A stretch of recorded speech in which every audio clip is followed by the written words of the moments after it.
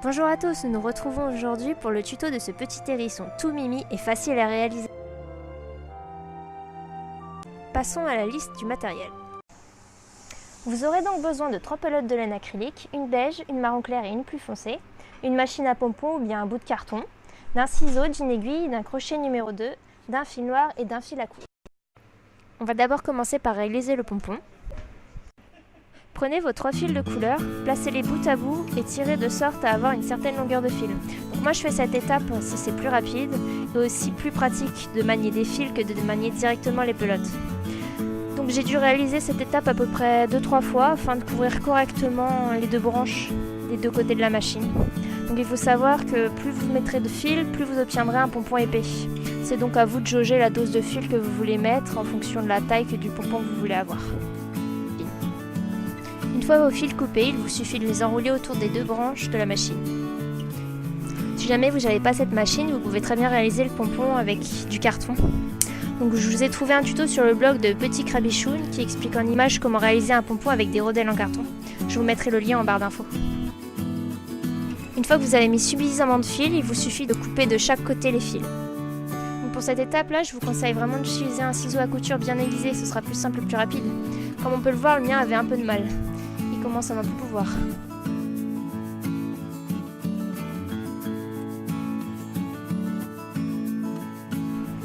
Une fois les fils du pompon tous découpés, il va falloir tous les attacher au centre. Donc vous allez prendre un fil de couture et vous allez réaliser plusieurs nœuds bien serrés pour bien maintenir tous les fils ensemble.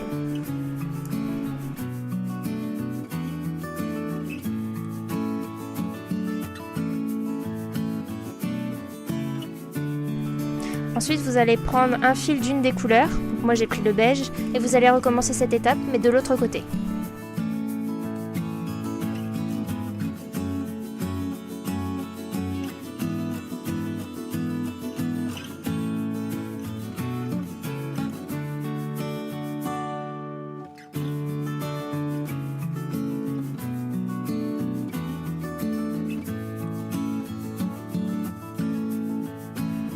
À présent, vous allez pouvoir libérer votre pompon de son emprise.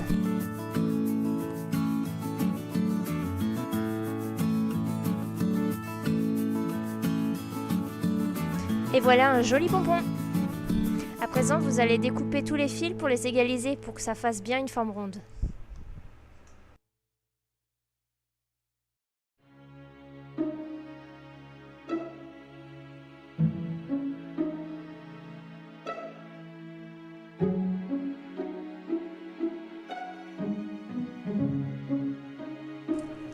Là, soit vous vous arrêtez ici, soit vous faites comme moi, c'est-à-dire que vous allez consolider le pompon.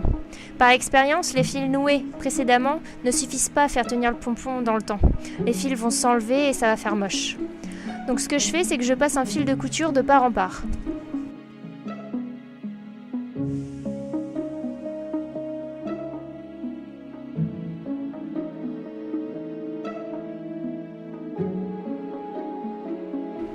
Et comme ça ne suffit toujours pas, je vais rajouter de la colle chaude de part en part, bien au centre, pour bien tout maintenir ensemble.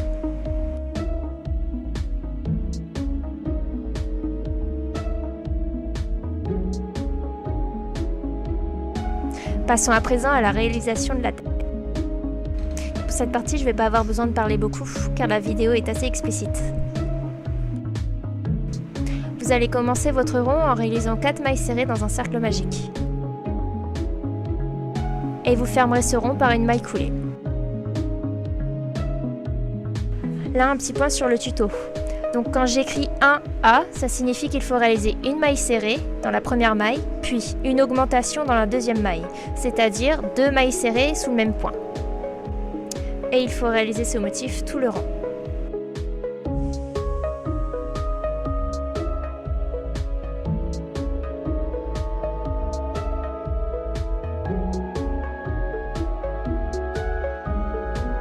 Voici ce que vous obtenez après le rang 3.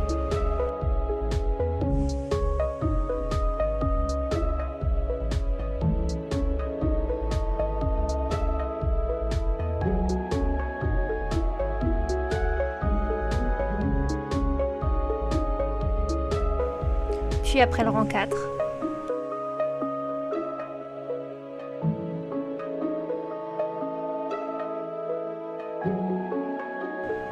globalement pour la tête c'est toujours la même chose, c'est un certain nombre de mailles serrées puis une augmentation, et ce tout le rang, de façon à former une espèce de cône pour le museau.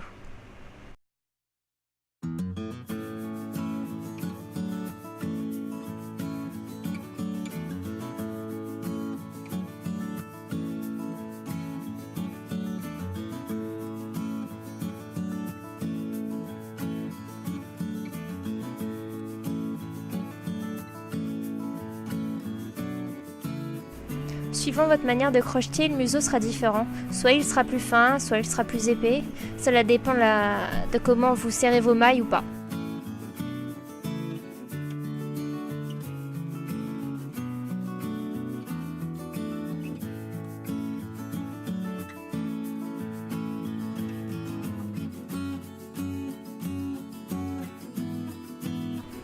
Donc voici ce que vous obtenez au rang 8.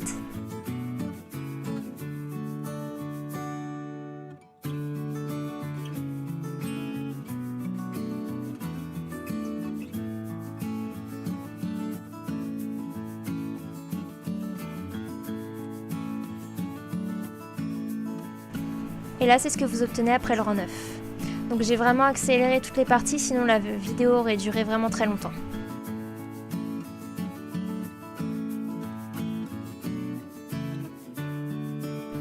Donc voilà le début de la tête au rang 10.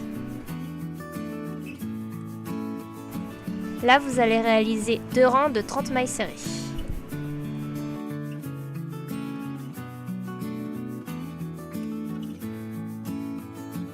Ce qui vous donne ceci, après la réalisation de ces 2 rangs. À partir du rang 13, les rangs qui suivent ne seront que des rangs de diminution. En général, le premier rang de diminution, c'est le rang que je choisis pour rembourrer mes amigurumi.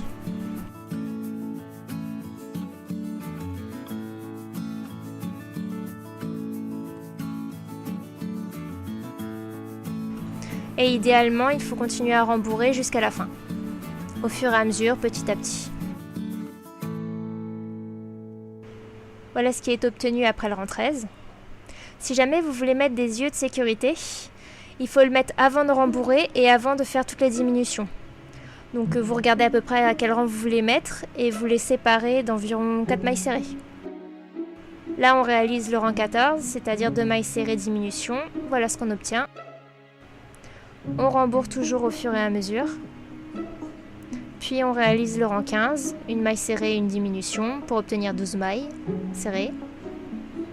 En rembourrant toujours au fur et à mesure.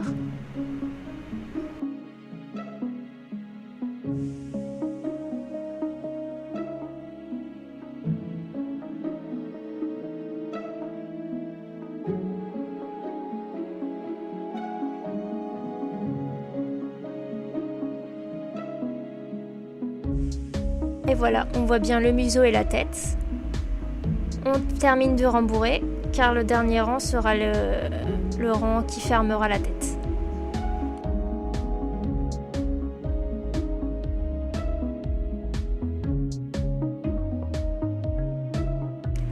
Donc là, il s'agit de réaliser 6 diminutions.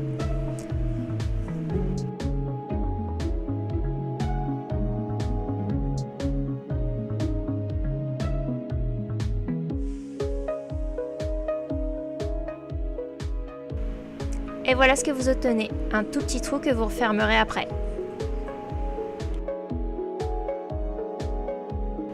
À présent, coupez votre fil en laissant une certaine longueur pour pouvoir coudre.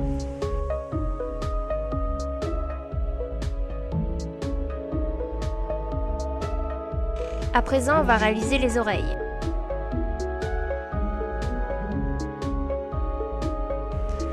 Donc là, durant toute cette partie, j'ai laissé la feuille à côté avec le diagramme et les explications en dessous. Donc en fait, vous allez réaliser dans un cercle magique une maille serrée, puis une demi-bride, puis une bride, une seconde bride, puis un picot, puis une autre bride, puis une demi-bride, et vous allez terminer par une maille serrée. Le picot est en option.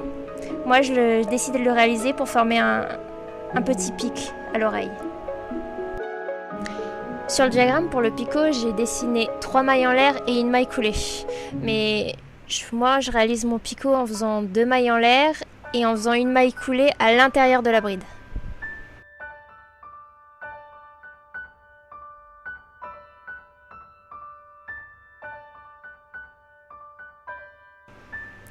Resserrez le cercle magique, coupez votre fil en laissant une certaine longueur pour le coudre à la tête et vous avez terminé votre oreille. Il ne vous reste plus qu'à faire la deuxième identiquement.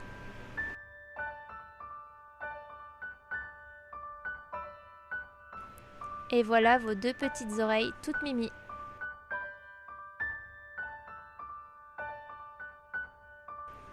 À présent, nous allons réaliser les 2 petites pattes avant de l'hérisson. Donc comme pour les oreilles, j'ai laissé le patron écrit durant toute cette partie. Donc vous allez réaliser dans un premier temps 4 mailles serrées dans un cercle magique. Puis pour le rang 2, vous allez réaliser 4 augmentations, c'est-à-dire que vous allez faire 2 mailles serrées dans chacun des 4 brins du rang précédent. Puis le rang 3, vous allez réaliser 8 mailles serrées, mais seulement dans le brin arrière et pas dans le brin avant. Si j'ai décidé de faire ce rang-là dans le brin arrière uniquement, c'est parce que le brin avant va nous servir à faire les doigts des pattes.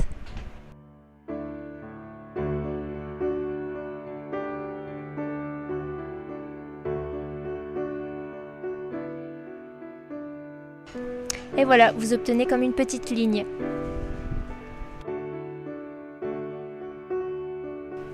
Les rangs 4 et 5, il s'agira de faire 8 mailles serrées. Voici ce que vous obtenez.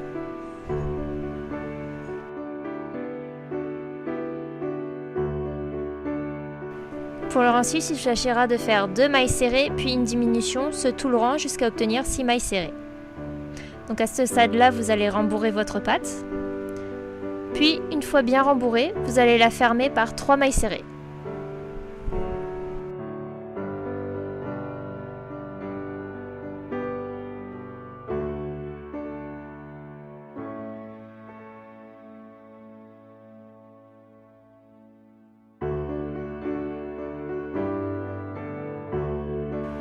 Donc pour fermer cette patte par 3 mailles serrées, vous aplatissez votre patte et vous passez votre crochet sous les mailles serrées du brin, de la face avant, puis de la face arrière, vous retirez votre crochet et vous faites une maille serrée. Et ce 3 fois. Je pense que les images sont plus claires que ce que je viens de dire, mais c'était à peu près ça l'idée. Vous allez couper votre fil en laissant une certaine longueur pour pouvoir coudre la patte à la tête. Ensuite, nous allons réaliser les doigts. Pour réaliser les doigts, ils vont se faire dans 4 brins avant. Donc, vous allez piquer votre crochet sous un de ces brins. Vous allez introduire votre fil. Vous allez réaliser une maille coulée dans le brin après. Puis, vous allez réaliser 4 mailles en l'air. Et réaliser une maille serrée dans la troisième maille en l'air. Et une seconde maille serrée dans la 4e. Puis vous allez faire une maille coulée sous le brin de la maille d'après. Et vous allez réitérer cette opération 2 autres fois pour former les 2 autres doigts.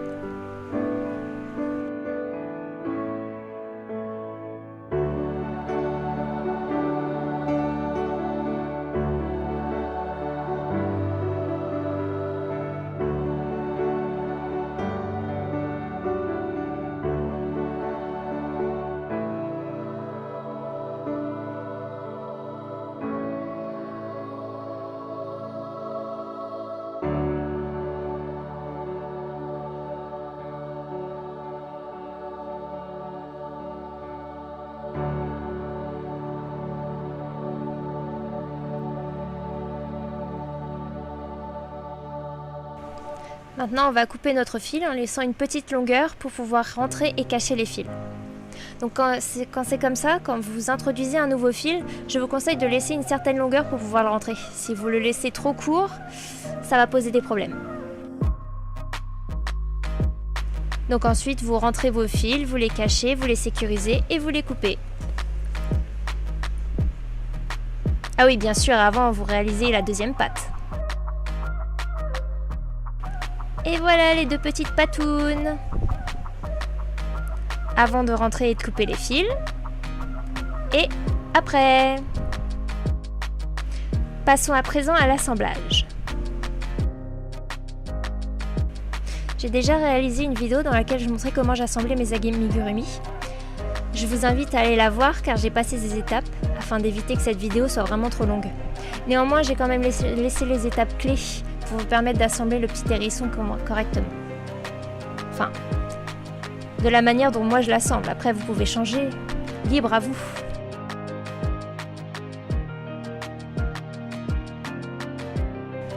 Donc dans un premier temps, vous allez coudre les pattes, puis les oreilles. Vous allez ensuite assembler le corps.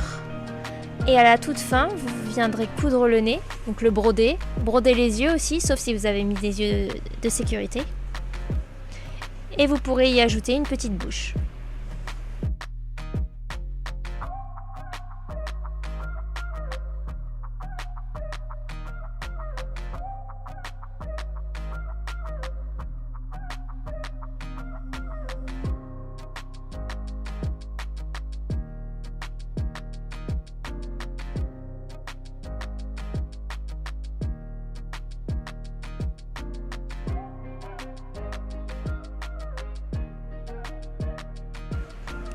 Pour le corps, j'ai décidé d'abord de le coudre.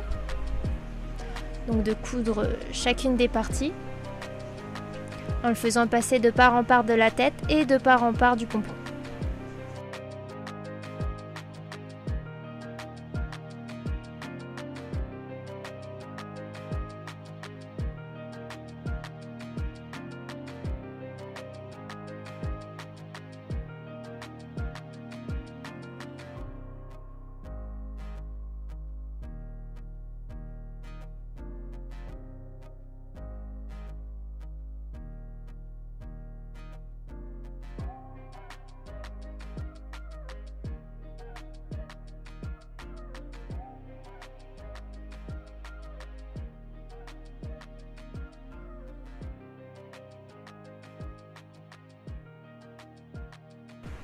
Une fois les fils bien sécurisés, vous pouvez les couper.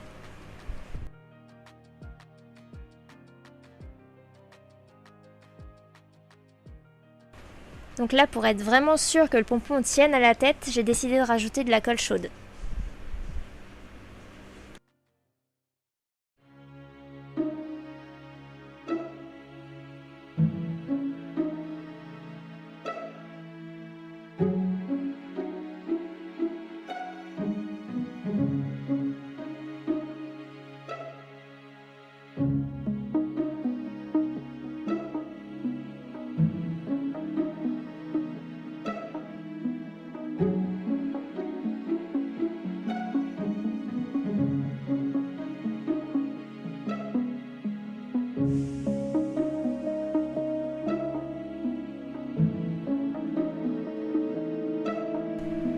Pour broder le nez, vous allez passer votre fil de part en part entre le rang 1 et le rang 2.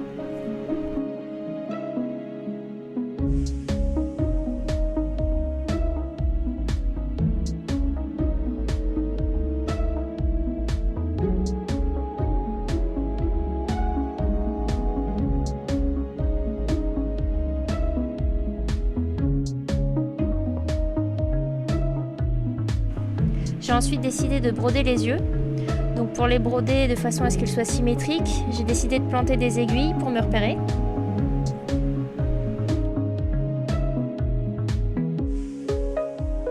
Je n'ai pas de fil à couture suffisamment épais pour faire les yeux. Donc je prends un fil que j'ai trouvé à Eurodif, qui maintenant s'appelle Bouchara. C'est un fil coton DMC, il me semble, que j'ai dédouble en 2-3 fils.